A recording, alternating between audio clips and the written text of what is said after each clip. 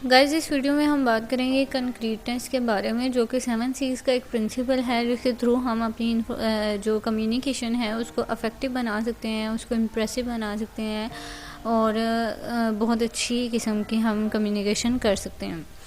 तो इसके मीनिंग यहाँ पे लिखे हुए हैं कि compactness, concentration, solidity and specific.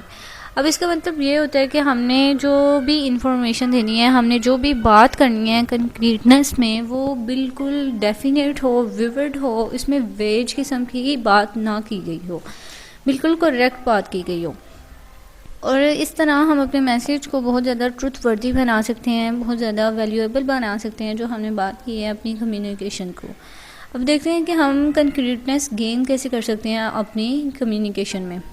First बात जो आपने जहन में रखनी है वो ये कि हमने specific facts and figures use करने हैं, यानी जो स्पेसिफिक चीज़ें हैं उनको हमने यूज़ करना है अपने सेंटेंसेस में। हमने मोस्टली कोशिश करनी है कि हमारे जितने भी सेंटेंसेस हों, हमारे जितने भी वर्ड्स हों, वो एक्टिवाइज हों, उसमें हमने एक्टिव वर्ड्स यूज़ करने हैं। उसके बाद हमने एड्स भी यूज़ कर सकते हैं जहाँ पे हमें ज़रूरत पड़े। एग्ज़ाम्पल हम इसकी देखते हैं, एग्ज़ाम्पल के थ्रू आपको ये कंसेप्ट बिल्कुल क्लियर होगा। जैसे कि यहाँ पे वेज किस्म की बात की है कि boy is brain age he has pass exam. अब यहाँ पे इतना मतलब थोड़ी सी कन्फ्यूजन आ रही है, बिल्कुल क्लियर बात नहीं की गई कि क्या मतलब यहाँ पे क्या बात हो रही है।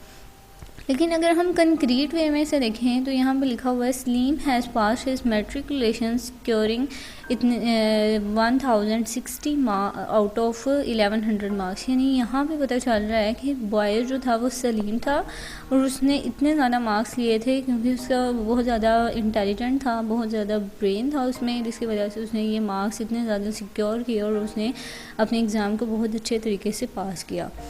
तो ये है कि हमने अपनी जो कम्युनिकेशन है वो कंक्रीट वे में करें, इसी के थ्रू हमारी कम्युनिकेशन जो है वो बिल्कुल एक्यूरेट और इफ़ेक्टिव हो सकती है।